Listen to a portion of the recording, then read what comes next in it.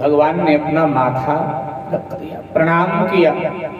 कांपते हाथ से सुदामा जी उठाने लगे, द्वारिकाधीश उठो उठो।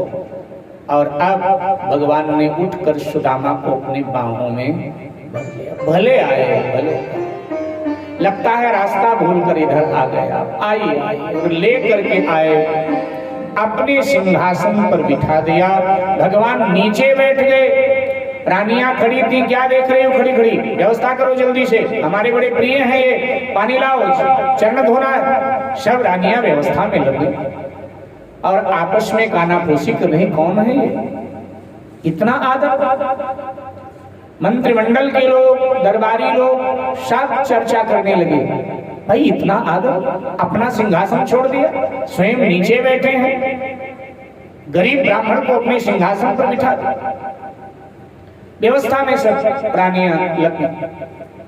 भगवान नीचे बैठकर सुदामा जी के चरणों को पकड़कर सुदामा जी का चरण दबाने लगे। और चरण दबाते दबाते जब सुदामा जी के तलवे में हाथ फेरा तो भगवान के कोमल कोमल हाथ, सुदामा जी के पांव में बीमारियां हैं, कांटे चुभे हैं, सो भगवान के कोमल कोमल हाथ छिल गए। भगवान को लगा अगर यहाँ मैं पूछूंगा सुदामा से तो ये अपनी गरीबी मेरे आगे रोकर जरूर कहेगा। भगवान ने कसौटी का पासा फेंक दिया सुदामा के आगे, पूछ लिया, मित्र ये क्या हालत अपनी बना लिया आपने, आना था तो पहले ही आ जाते, ये क्या हालत बनाया। ऐसे पूछूंगा तो अपनी गरीबी रोकर कहेगा। लेकिन सुदामा जी ने सुन करके अनसुनी कर दिया, नहीं कहा, नहीं कहा। हम लोग दुनिया के आगे रोते रहते हैं और सुदामा ने भगवान से भी नहीं कहा। भगवान की दशा क्या हुई ये हालत देखकर सुदामा जी की।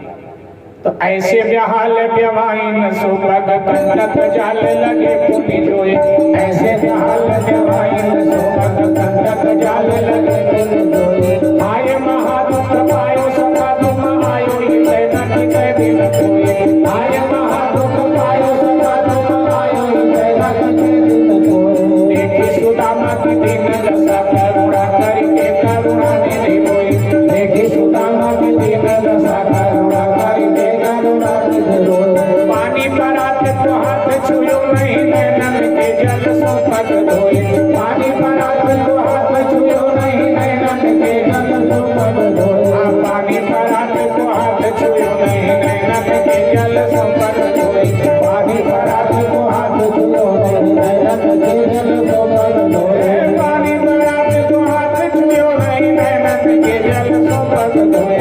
पानी पर आते तो हाथ छुयो नहीं, सुदामा की ये दीन दशा देखकर भगवान के हृदय में करुणा उमड़ आई और भगवान ने अपना माथा पुनः सुदामा के चरणों में रख दिया। भगवान रोने लगे और अपने आंसुओं से सुदामा जी के दोनों चरणों को धो दिया। पानी लेकर खड़ी थी रुक्मणी जी, बोली प्रभु आपने पानी मंगाया था चरण धोने के लिए। तो कहा पानी तुम ठंडा लाई होंगी और इनके पांव में बीमारियां हैं, जख्म हैं और चिकित्सक कहते हैं बीमारियों को या जख्म को धोना हो तो गुनगुना पानी करके नमक डाल के धोना चाहिए। तो मेरे आंसू गुनगुने भी हैं, खारे भी हैं, मैंने अपने आंसुओं से धो दिया। लिखा है कि पानी परात को हाथ छुए नहीं, हाथ भी नहीं लगाया परात के पानी को, बल्कि नैनन के जल सो पग धो चरण धो दिया। ये श्री कृष्ण।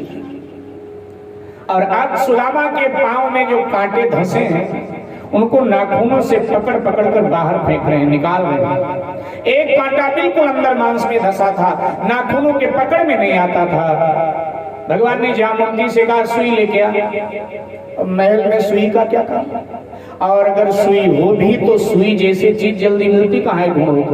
रानियां सुई ढूंढने लगी, देर हो गई आने में।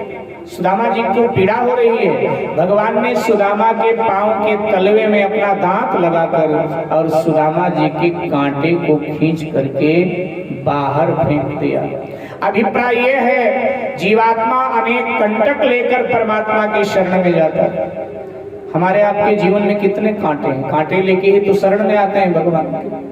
तो जीवात्मा ने कंटक लेकर भगवान की शरण में जाता है, और जब भगवान अपने करुणा का द्वार खोलते हैं तो जीवात्मा के जीवन के सभी कांटे निकालकर जीवात्मा को निष्कंटक बना दिया करते हैं। बोलो भक्त वत्सल भगवान की